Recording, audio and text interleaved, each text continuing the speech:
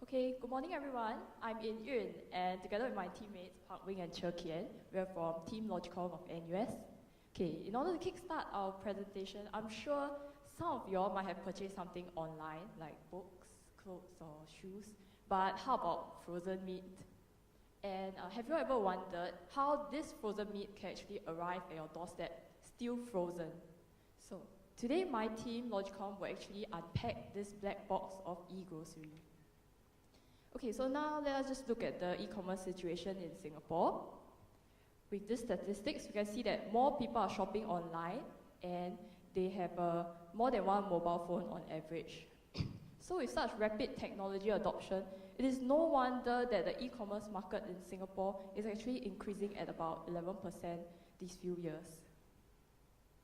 Okay, now zooming into the e-grocery industry, we can see that e-commerce has disrupted the supply chain with disintermediation and re-intermediation.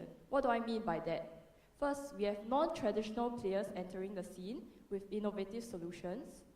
We also have crowdsourcing of deliveries.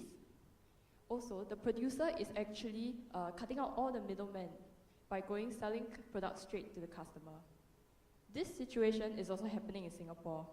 As you can see, on all parts of the traditional grocery supply chain, everyone is trying to cut each other out and sell direct to the customers. As such, our team believes that all players in the traditional grocery supply chain need to improve their supply chain to stay relevant and competitive. Okay, so who is actually doing well in the e-grocery scene in Singapore? Our team will now peek into this black box and examine a case study, Fairprice Online. From the statistics, NTUC Fairprice is Singapore's largest grocery chain.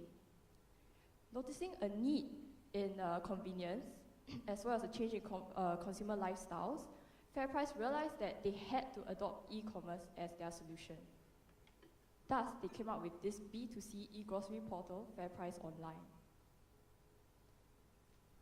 Okay, so how this portal works. Product information is conveyed on the e-portal. Customers can look at it and then order the goods, as well as make payment online. On the Fairprice side, the order is processed and packed, checked for quality also. Okay, the orders are then scheduled and delivered by a third-party provider. Reverse flows actually occur in exceptional situations where the customers have missed the orders, or there are like disputes. To complement this e-portal, Fairprice also have an e-procurement system as well as a mobile app. Okay, so at a glance, you can see that Fairprice has actually implemented front-end and back-end e-commerce efforts. The shopping portal is actually very user-friendly. We tried it before, and this will actually capture the market opportunity in Singapore. The mobile app is Fairprice's latest initiative to foray into the m-commerce trend. Lastly, the e-procurement system allows Fairprice to actually manage their inventory with higher visibility. This has translated into a 20% increase in active subscribers, as well as a 15% increase in online deliveries and transactions in a recent article just last month by the Sunday Times. Okay, as a result, the success of Fairprice Online is because their front-end e-commerce efforts have been supported by a flexible and efficient supply chain. However, the adoption of e-commerce actually raises many challenges for Fairprice. First, in cost management. Okay, so Fairprice has started this e-grocery service, and this would mean actually new infrastructure and added costs. And we all know that it is difficult to actually raise the prices of grocery just to cover the additional costs. Thus, this is Fairprice's challenge, to actually how to provide this service without passing on additional costs to the consumer. On the customer side, shopping online can be, as of now, a potentially impersonal experience where you're not able to touch and feel the fresh fruits and vegetables. As such, Fairprice's challenge is actually to establish their credibility. Are you able to actually pick quality goods for your customer? Lastly, in making deliveries, full truckload deliveries are at odds with actually lead time to order fulfillment. Thus, the Fairprice supply chain has to weigh between these two concerns and yet deliver convenience and timely deliveries, which is actually the core benefit of this e-grocery service. So, our team believes that pursuing a low-cost strategy is not good in this landscape. Improving quality is good also, but it brings intangible results. As such, our team believes that Fairprice main focus for now should be on its supply chain. This is because supply chain improvement is the most actionable and the key way to compete in this landscape. Okay, so in 6 years' time, how will Fairprice Online be like? Our team will now delve deeper into the black box. Over to you, Park Wing. Thank you, Yun. Okay, so the question now is, Fairprice Online is doing quite well, but can it be improved? Can the supply chain improve? Of course, the team feels that the Fairprice Online supply chain can be improved, and we have identified 2 different challenges that we want to focus on in this presentation. So the first challenge would be the lack of information flow between Fairprice Online and the customer, and this has caused the status of the order to be unknown to the customer. Grocery quality is not communicated to the customer, and there's a general lack of effective information flow to customers. So after placing an order, the customer finds it difficult to find out more about their order. So secondly, we have another one, which is inefficient routing options leading to a high uncertainty in last mile delivery. So for this, we have one location only. So Fairprice Online only distributes on Orchard Club. So this is actually very difficult because Fairprice Online has 270 outlets. Why use only one outlet? So this location optimization will attempt to see how many outlets should they use for distribution and where should the outlets be. So as you can see, right, our team has chosen 2 complementary challenges. One about information flow that settles the front end, and the other one that supports it by settling distribution management on the back end. So now on to our recommendation. So recommendation 1 would be improving order visibility, allowing the customer to wait less and do more. So our recommendation would be a My Fairprice version 2020, which is an improved version of the current app that they are using. So why use it? So My Fairprice to the customer, right now they only provide catalog and purchase information. So that's a very limited. You only know what price and what products are offering. So this information are missing, and we feel that it should be in the My Fairprice app. So why is information flow so important? So we feel that information flow is an enabler. So with good information flow to the customer, customers will be more satisfied because they know more about their orders. And you need to reduce logistic costs, missed orders, misunderstandings, reduce customer issue resolution costs. And what does this ultimately result in? This results in increased sales and a more efficient supply chain, which is the goal of our presentation. So now that we know why is it so important, how do we do it? We actually propose a one-stop information for online order, and this can be done by putting in the order tracker in the online app that gives customer access to this information. So what should be in the online app then? Of course, the order confirmation should be in the online app, so the customer want to know that there's no issues with the order. And then quality check. So this uses the expiry date of the products, and this is already in Fairprice database. So why not use it to assure the customer that you are actually offering good quality products?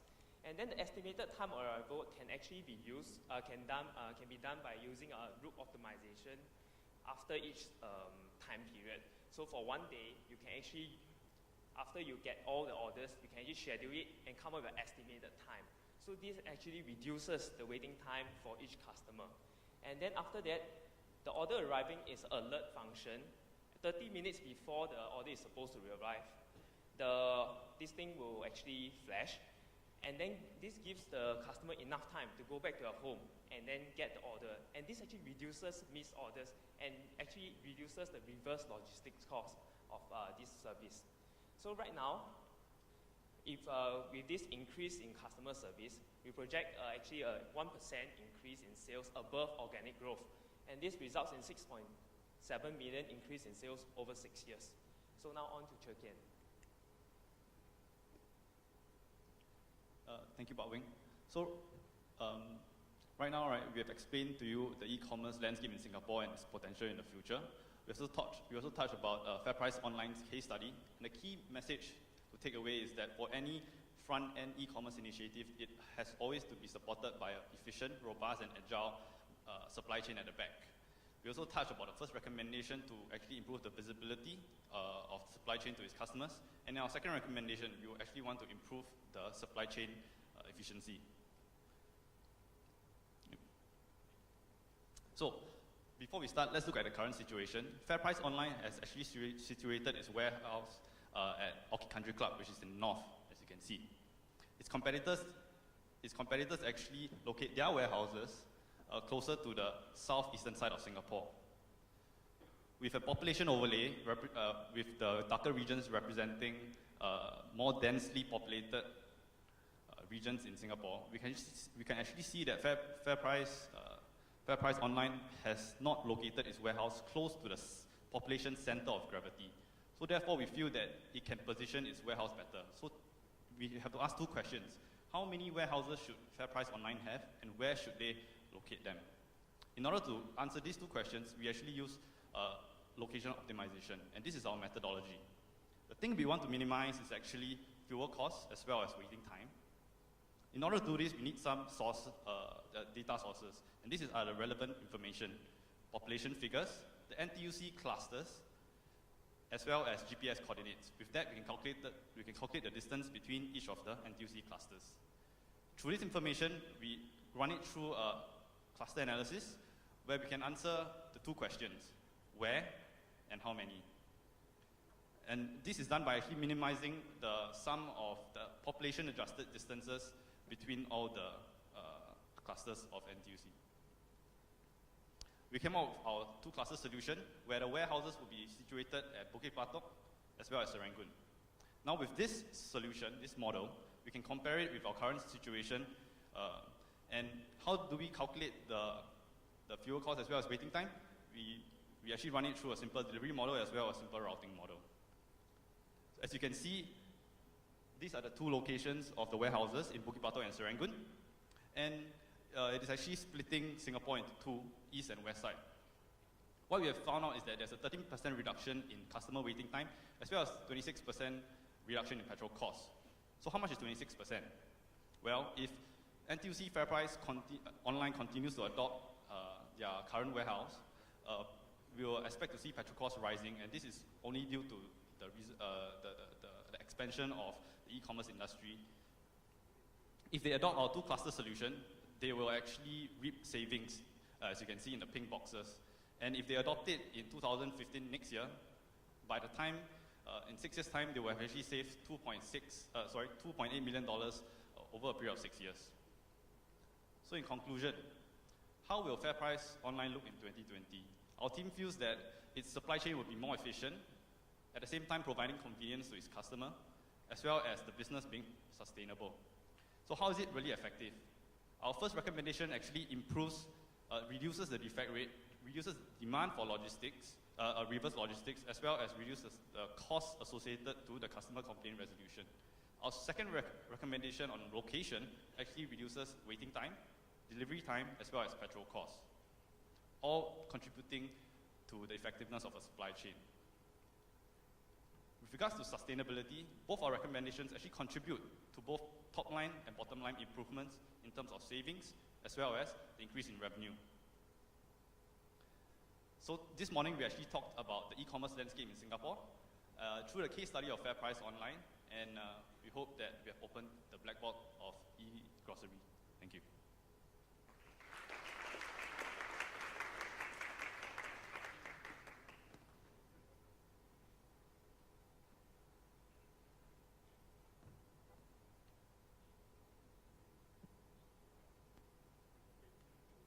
Actually, my question is the same one that I asked the first Singapore team. How do you think the e-commerce landscape, particularly for e-groceries, will grow, given that supermarkets are just that 5-10 minutes away from your own doorstep? Would it really plateau? And given that you have so many other competitors, so are you looking at the market plateau and recommending to Fairprice just the cost reduction to improve profitability, or do do you feel that the e-groceries market will really grow?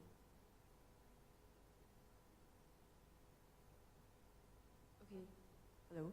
I mean that given Singapore is a very small country, we believe that grocery sales will, yes, increase exponentially and then probably reach a plateau because there's like a fixed population in Singapore lah, and then there's like a limit to how many times, how frequent you should buy things online.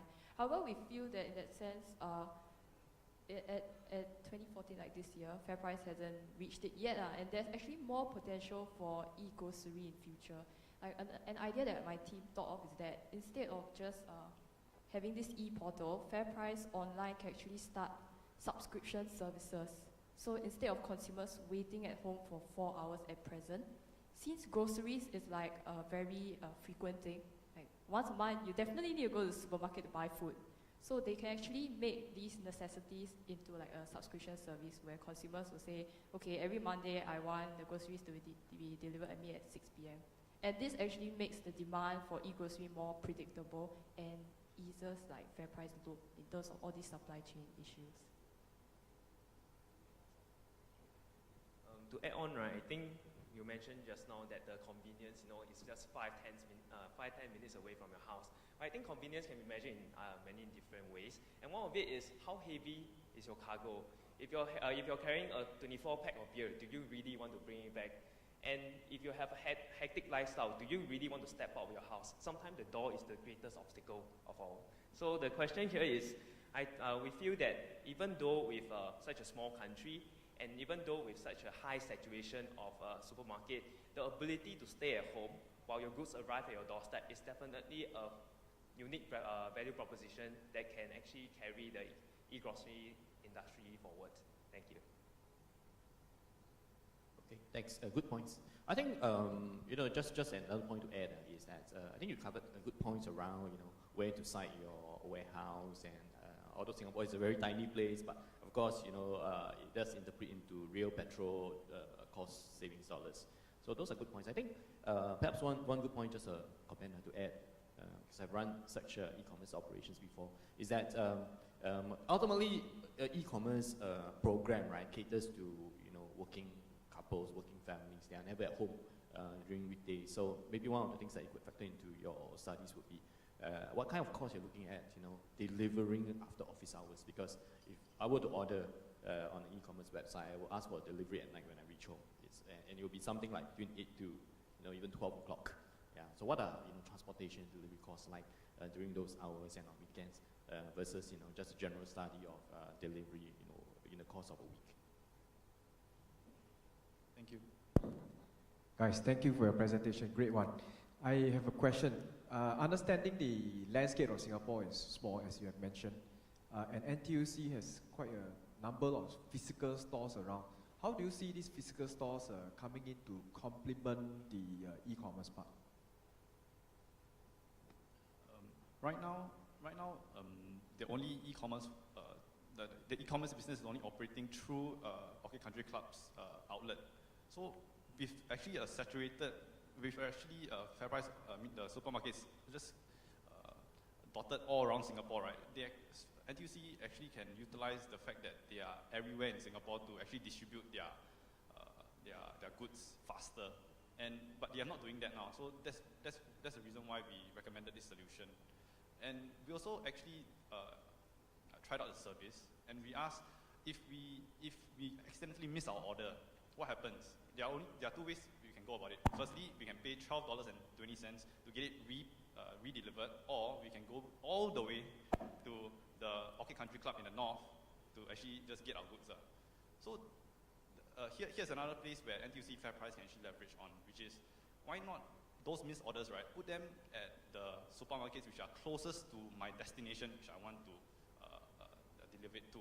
So from there, at least I can collect it on the way home or something like that. So that's one way where NTUC Fairprice Online can actually further leverage on the fact that they have so many supermarkets all around Singapore. Yeah. Good. Thank you very much. Thank you.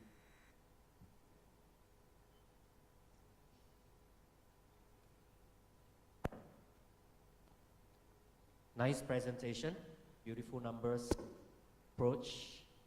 pretty, I'll say pretty textbook approach. Okay, you have given some ideas of what 2020 looks like, yeah? You think that NTUC should provide greater visibility to order status. In fact, they should even provide the quality of the product that you pick.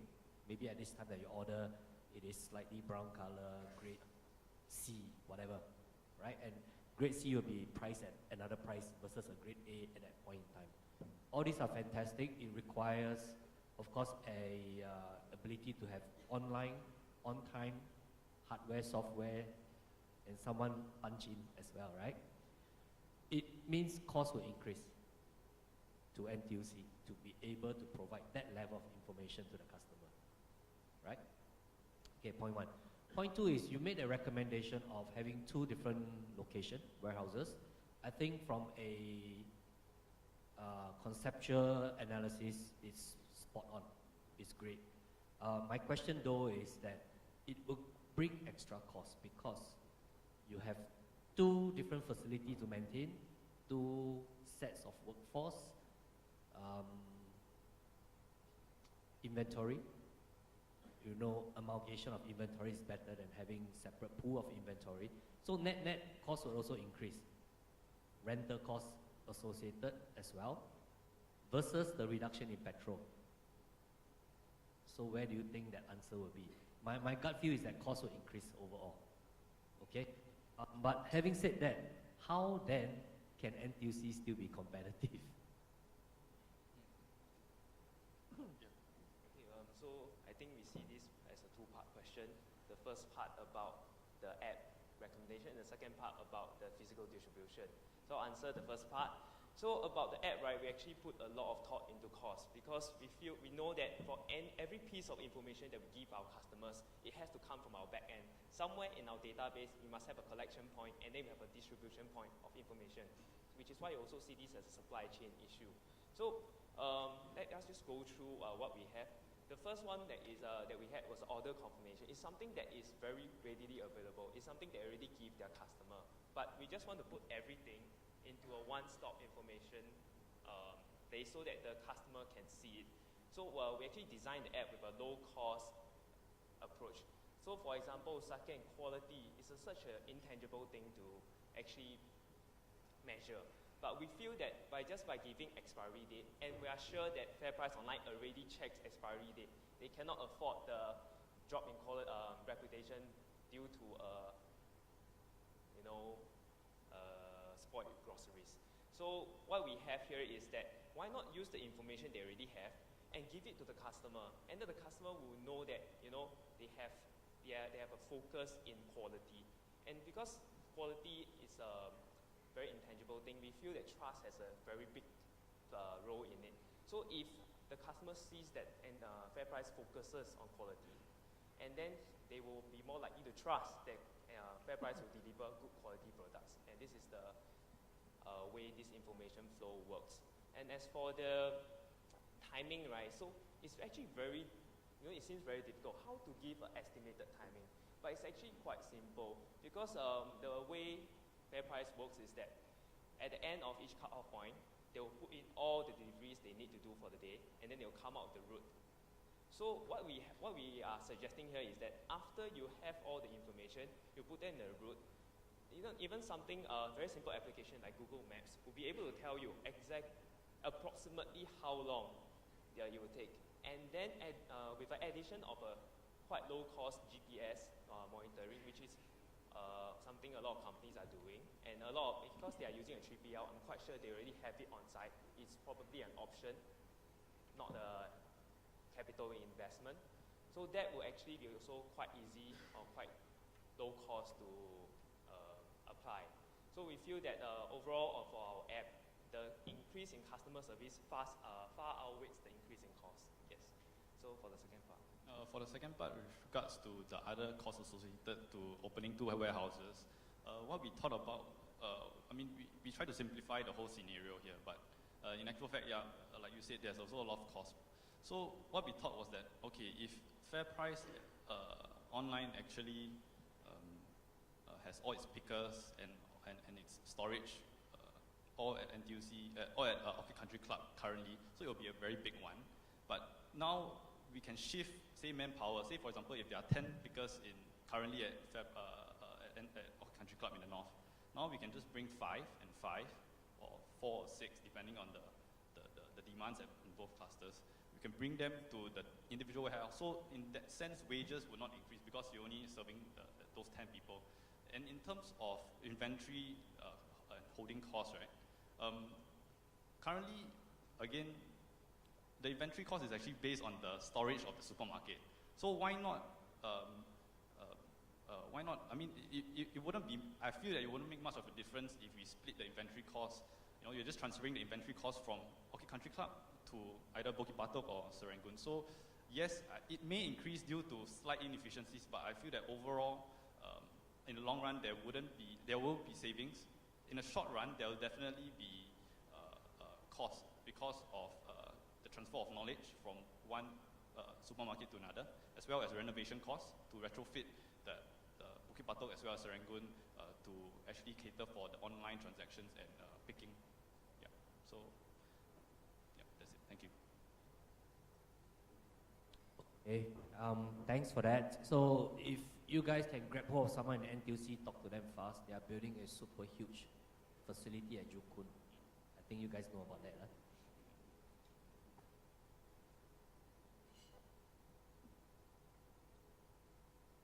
I think just a simple question for me is, as NTUC's e-commerce grows, and you showed some nice numbers of the growth, I think 14% growth, what do you think that means for their stores?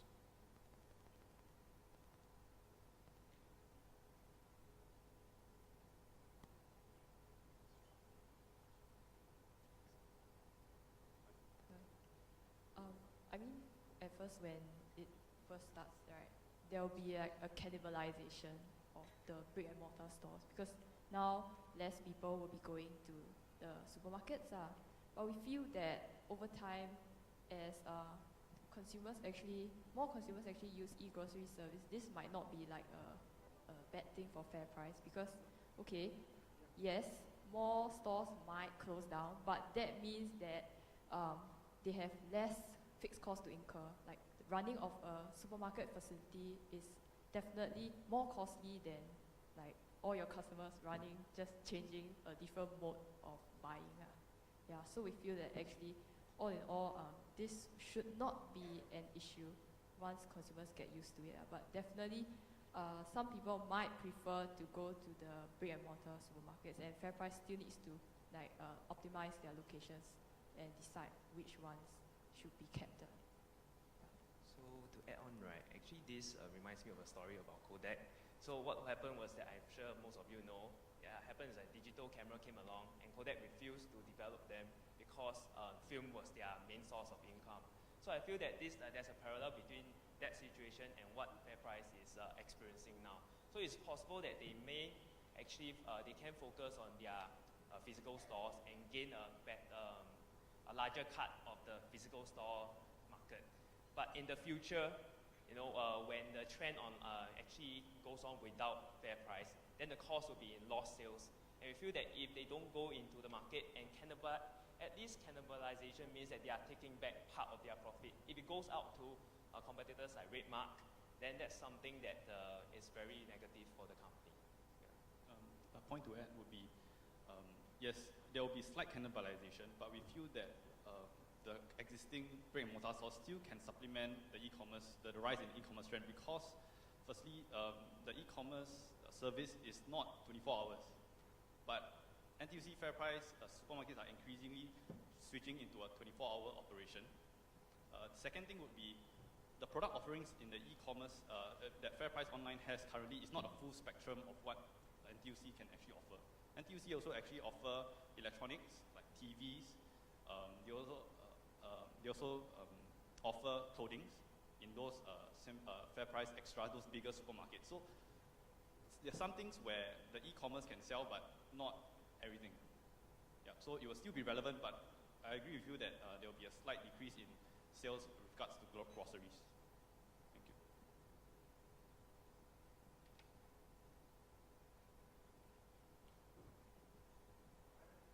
All right, thank you so much, Logicom, for the additional